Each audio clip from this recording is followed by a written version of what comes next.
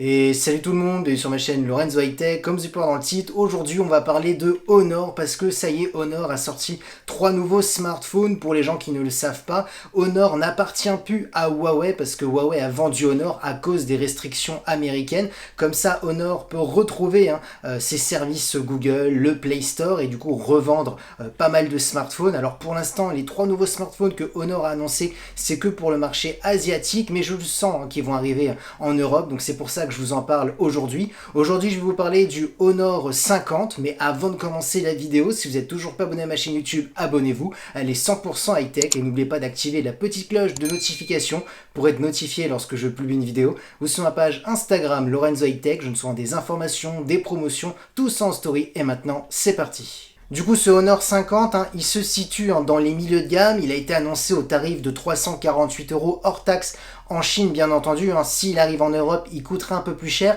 Mais j'ai envie de dire, c'est pas grave parce que vu les caractéristiques, c'est vraiment intéressant. Rentrons directement dans les détails des caractéristiques. L'écran, on a une diagonale de 6,57 pouces avec une définition Full HD+. La technologie d'écran, on est sur de l'OLED. Il n'y a rien de mieux actuellement pour un smartphone pour avoir des noirs profonds, des contrastes à l'infini. On a en plus un taux de rafraîchissement de 120 Hz. On aura vraiment une super fluidité pour les jeux vidéo, pour la navigation. On a ensuite une caméra frontale grand angle de 32 millions de pixels. Et concernant la sécurité, on a un capteur d'empreinte qui est sous l'écran. Donc franchement, pour le tarif, en tout cas pour l'instant en Asie, c'est vraiment plutôt intéressant. On a vraiment un écran bord à bord, borderless et avec les meilleures technologies du moment. Concernant le dos du smartphone, on aime ou on n'aime pas, ça c'est une question de goût, surtout qu'il est un petit peu atypique, le design du smartphone, surtout avec son gros bloc photo. Rentrons directement dans les détails de la qualité photo, parce que Vivo a vraiment insisté comme quoi on était sur un super photophone pour un smartphone milieu de gamme, pour sa gamme de prix. Donc du coup, le premier capteur principal, on est sur du 108 mégapixels, donc c'est vraiment énorme. Ça va être intéressant pour recadrer, rezoomer une photo, parce que plus vous avez des mégapixels, plus lorsque vous zoomez dans la photo, vous perdez moins en qualité. Alors bien entendu, il faut que le traitement photo derrière est bon, parce que sinon ça ne veut rien dire les mégapixels. On a ensuite un ultra grand angle de 8 millions de pixels pour faire des photos à plan large. On a ensuite un capteur de profondeur de champ pour faire des photos en mode portrait. On est sur du 2 millions de pixels.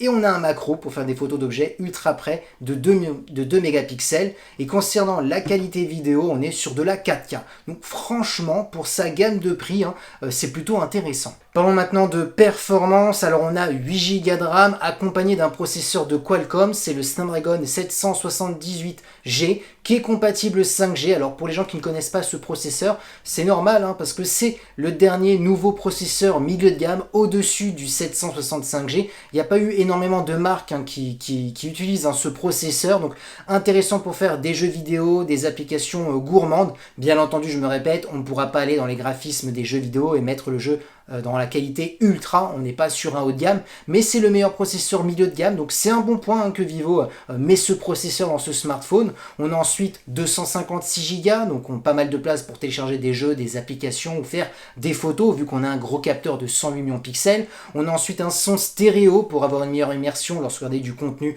multimédia. On a ensuite une batterie de 4300 mAh avec de la recharge ultra rapide de 66 watts, donc ça c'est un bon point. Et concernant la connectivité, on a de la Wi-Fi 6, du Bluetooth 5 et du Type C pour le recharger. Du coup, le bilan de ce smartphone, il est très positif. J'espère que ce smartphone va arriver en Europe et je pense qu'il va arriver vu que Honor a retrouvé ses services Google.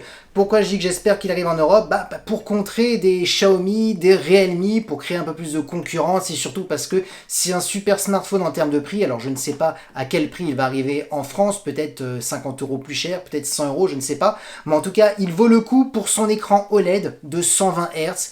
On est sur du Full HD+, c'est vraiment des très bonnes caractéristiques. La qualité photo, on a un super capteur de 108 mégapixels, un bon ultra grand angle de 8 mégapixels. Donc on a plusieurs possibilités en termes de créativité, donc on voit qu'ils ont mis la gomme en termes de qualité photo. Le processeur, c'est le meilleur processeur milieu de gamme, le 778G qui est compatible 5G. On a une bonne batterie avec de la recharge ultra rapide, de la Wi-Fi 6. Franchement, il a très peu de défauts ce smartphone en termes de caractéristiques. Peut-être j'aurais pas mis un capteur macro, mais ça c'est tous les constructeurs qui mettent le capteur macro. Je trouve que c'est un capteur que très peu de gens utilisent, surtout souvent ils sont pas très bons. 2 mégapixels sur du macro c'est très peu, il faudrait minimum du 5 pour avoir une bonne qualité d'image. Donc voilà, c'est le seul peut-être petit défaut, parce que sinon franchement pour son tarif, il a des caractéristiques vraiment de haut de gamme. Donc voilà, on est vraiment sur un réel concurrent à Xiaomi, Realme. Maintenant il faut voir s'il arrive sur le marché européen.